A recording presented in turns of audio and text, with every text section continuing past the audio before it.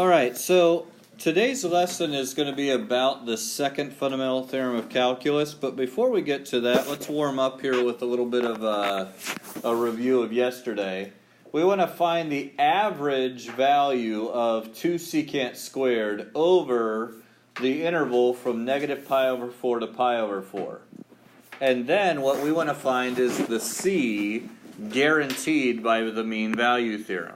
Okay, so the mean value theorem says that there will be some value of c in the interval where f of c will be the average value of the function. Okay, that's our mean value theorem. Alright, so here they already set up the integral for us. We already have this set up. What are we going to do with this integral then in order to find the average value? Okay, well we are going to take that to do the integral itself, but after we get the whole integral done, what are we going to do with that? We're going to divide it by the range of the thing. Of the interval. Okay. Yeah, so the average value of 2 secant squared.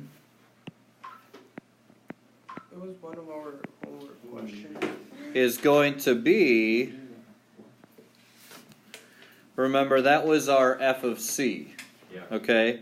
We used f of c. So that's going to be 1 over b minus a. Well, b is pi over 4 minus the negative pi over 4 And it's going to be times that integral, okay? So we need to actually find what this interval or what this integral equals, and then we'll be able to actually figure out the rest, okay? So let's think through the integral first, then we'll plug it in and move on from there.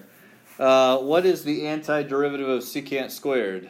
Tangent. All right, so 2 secant squared, the antiderivative is 2 tangent, okay? So 2 tangent x evaluated from a negative pi over 4 to pi over 4 is going to be 2 tangent pi over 4 minus 2 tangent of negative pi over 4. So, what's tangent of pi over 4? 1.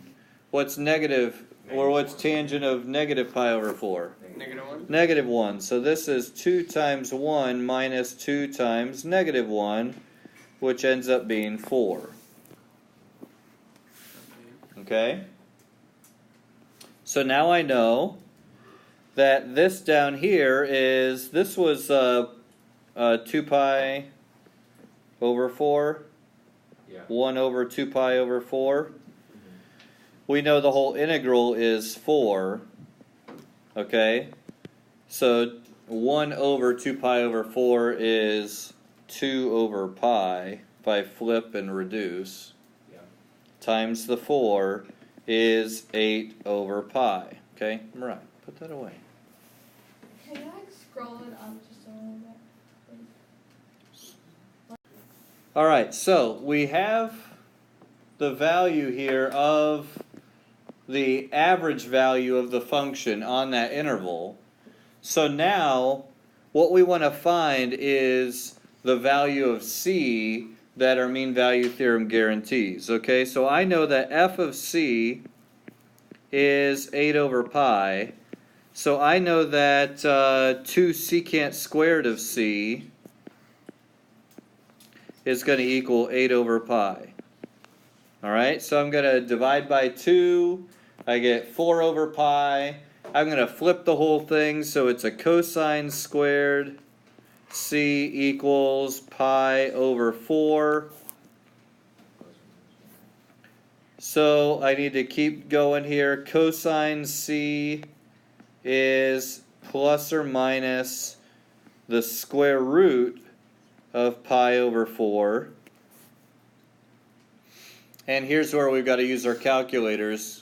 Okay, so square root of pi over 4, we take the inverse cosine, and this is going to give us plus or minus 0.482. All right. Now, understand here that using our reference angles and the plus or minus, technically speaking, we would get 4 different answers. This is the first quadrant and the fourth quadrant answer. I would also get one in the second and third quadrants. And I'm getting all 4 quadrants because of the plus or minus. All right. Now, this is where looking at our interval is important. Pi over 4, 3.14 divided by 4 is a little less than 0.8, right? Mm-hmm. If I go into the second or third quadrants, I'm going to be beyond that range. All right, so these are the 2 values of C that are guaranteed by the mean value theorem. Remember, mean value theorem says there will be at least 1. Here there's actually 2. Okay? Now, let me real quickly here just illustrate what exactly we found, okay? I want to draw the sketch because I want to make sure everyone understands what we're doing here. So, secant squared has asymptotes anywhere x is 0. So here at pi over 2, at negative pi over 2, and so on. We could keep going, all right? So there's an asymptote here and an asymptote here. Secant squared, or 2 secant squared, actually is going to hit the y-axis at 2, and it's going to go up to those asymptotes. And this actually is going to end up getting repeated every interval. It doesn't even go positive or negative because it was squared. So they're all positive. This is the range we're looking at, though. But then we have the interval from negative pi over 4 to pi over 4. So that breaks it down to here. Okay? And what we're finding when we did the area under the curve, or that integral, is we found this. Okay?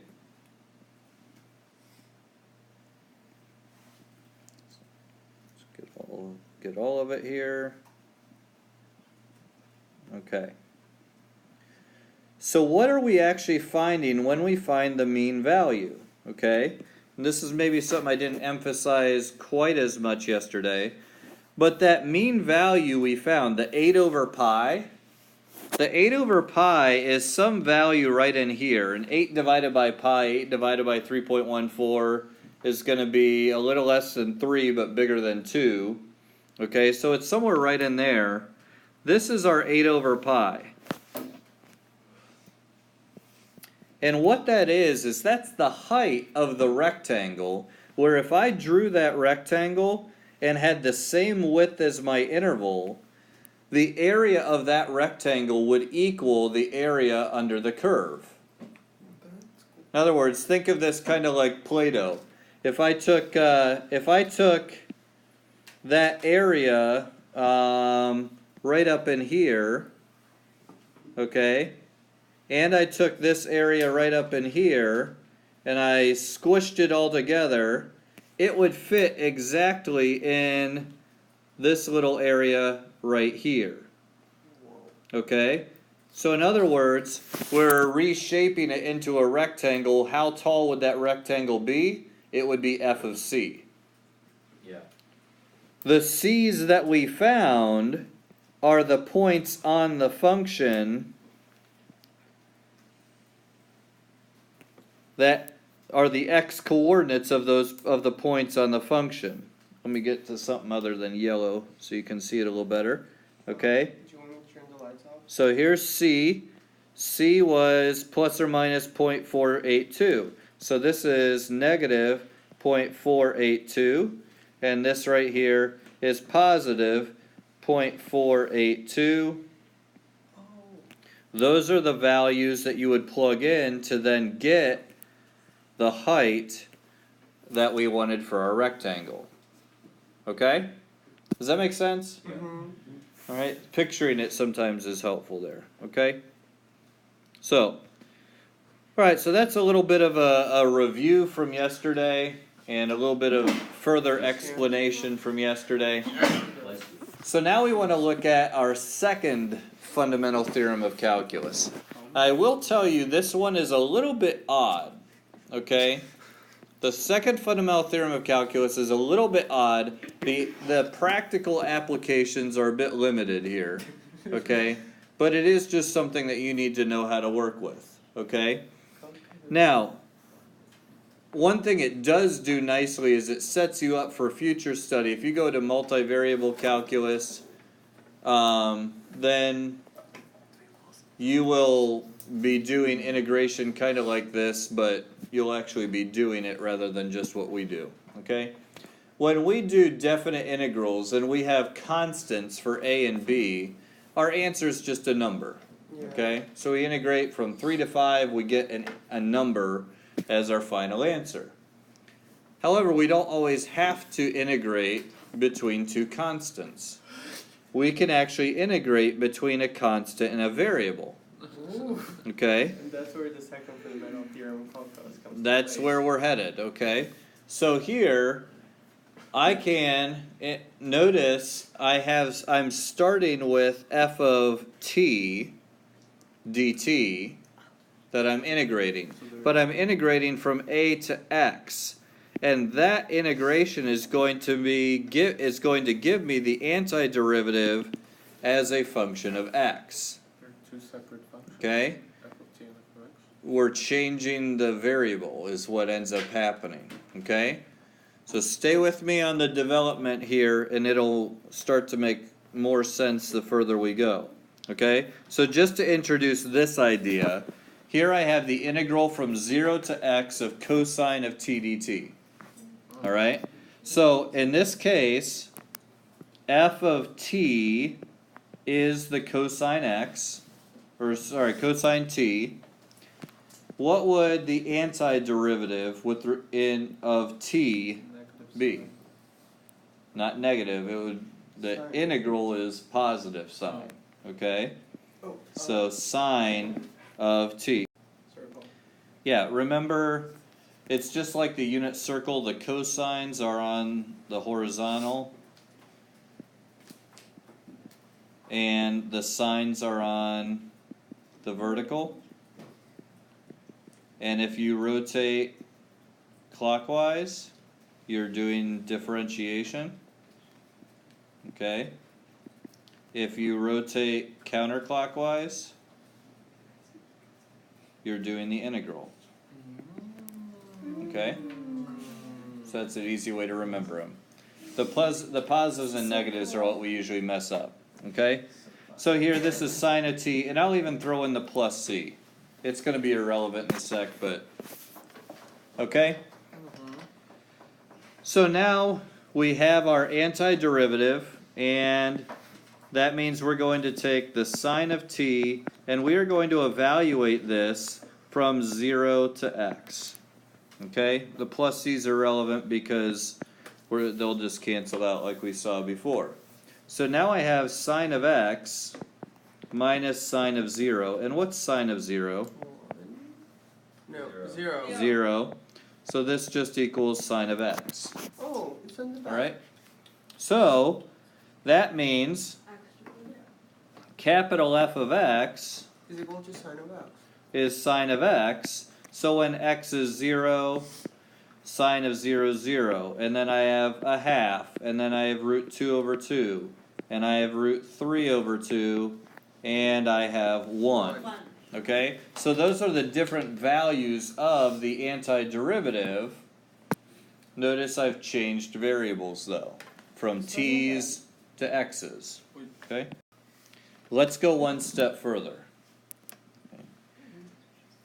If we think of the function capital F of x as an accumulating function, what does that mean? Okay, well, again, using velocity might be helpful here. If we use our velocity and we're thinking about integration, when you take the integral, you're multiplying velocity by time, which gives you distance, right? But you're doing it moment by moment by moment, okay? An infinite number of moments. that integral accumulates all those moments to give you your displacement, your total displacement there. Okay? Think of it as accumulating area under the curve as you go from one side to the other. Now the result, if we do the derivative of that, notice what ends up happening. We know by definition that the derivative of the antiderivative is just going to be f of x, right? Well, in our case, we just showed that the antiderivative was sine. Okay? Yeah. But wait, sine was also this integral.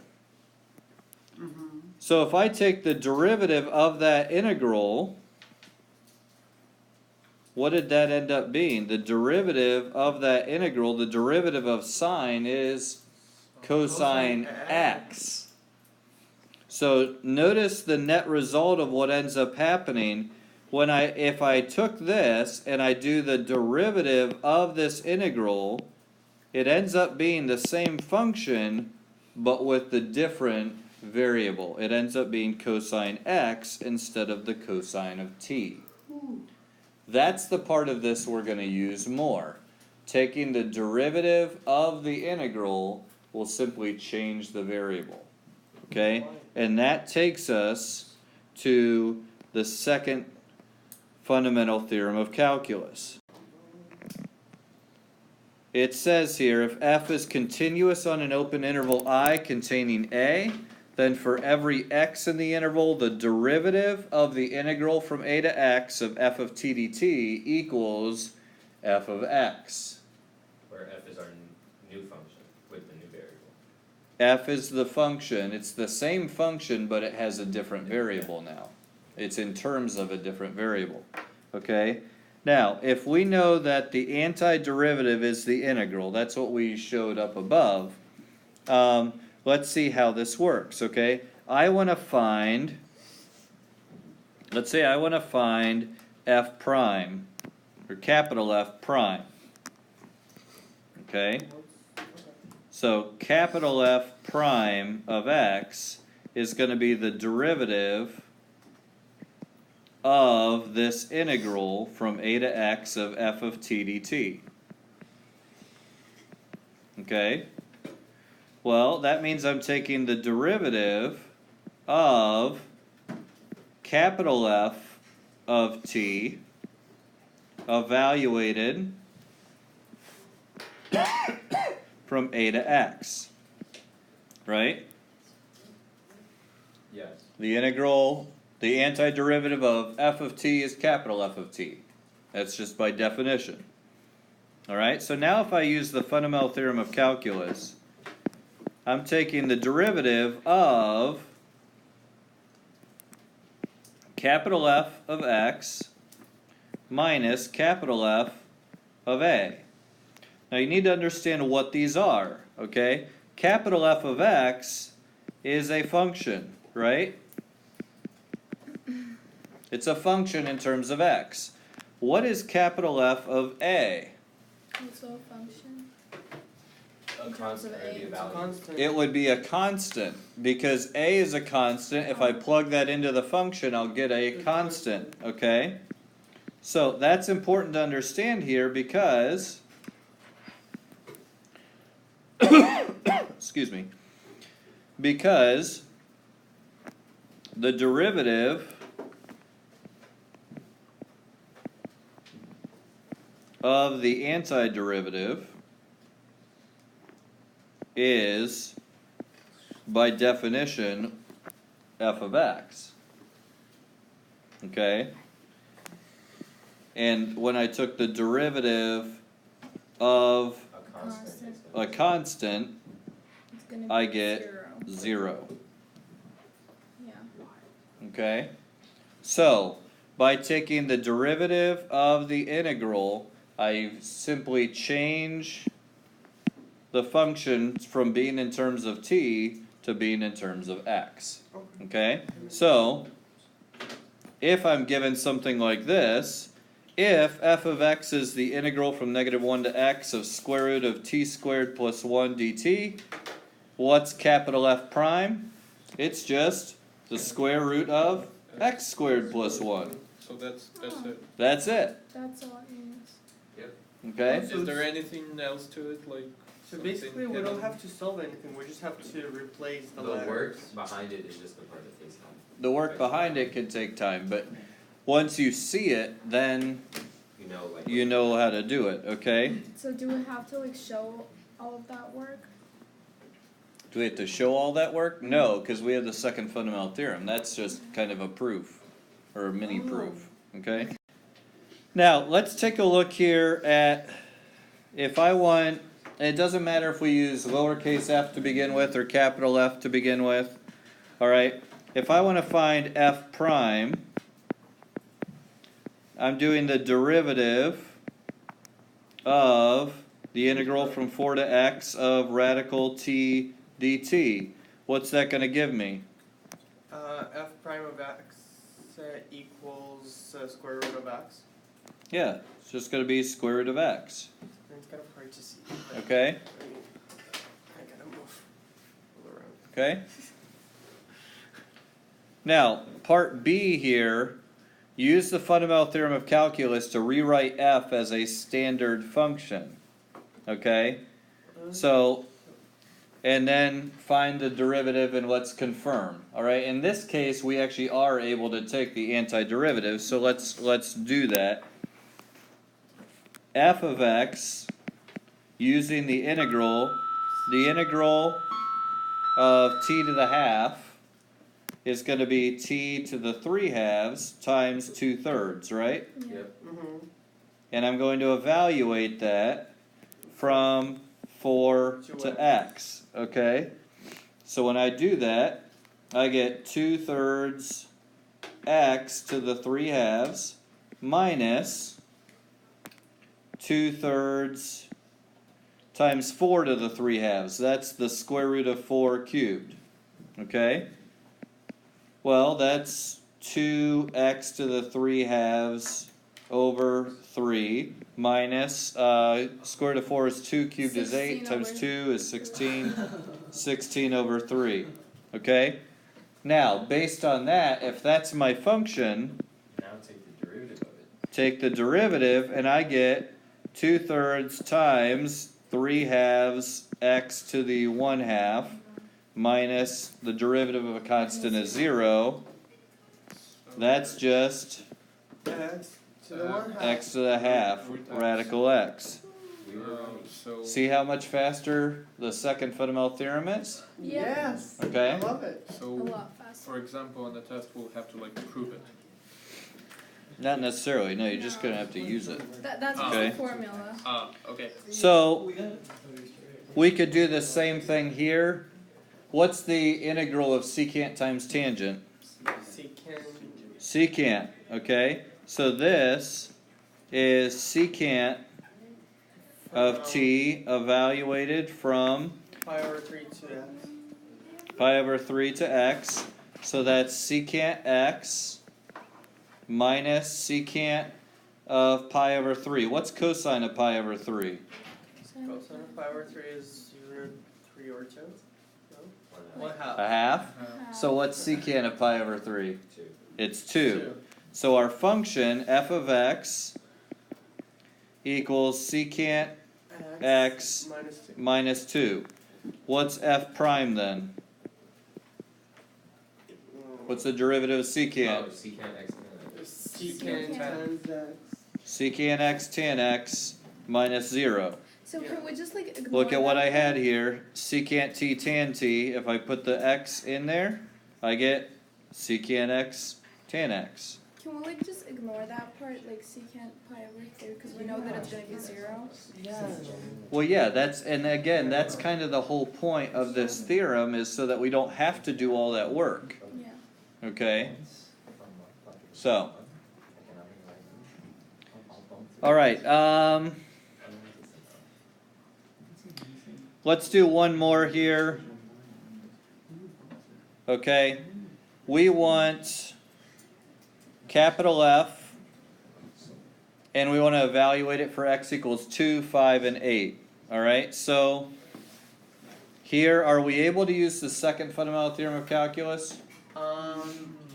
Yes. No. No? Yes? Why not? Maybe? Why wouldn't we? Yeah, sure. Yeah, why not? Fine. Are we doing the derivative of the integral? Oh no. Yeah. No. There's no We're point not in doing the derivative of the integral, so we're not using the second fundamental theorem. We're going to actually do the integration, okay? So this is the integral from 2 to x of negative 2 t to the negative third power dt. What is the antiderivative? Negative 2 T to the negative 2.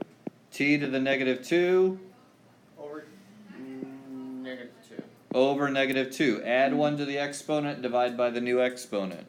Well, that's really nice because that cancels it out. And we're evaluating from 2 to x. So this is going to be x to the negative 2 minus 2 to the negative 2. So minus 1/4. Okay? And we're gonna find the derivative. So 1 over x squared minus 1/4. Well, are we asked to find the derivative? We're just told to find the function. No, we're just asked to find the function. So capital F of x is 1/4 minus 1/4 is 0. We have 1 over 5 squared, so 1/25. So it's 4 hundredths minus 25 hundredths is a negative 21 hundredths. And then if we do 8, it's 1/64 minus a quarter. That's 1/64 minus 16/64, so that's a negative 15/64. And we've got it.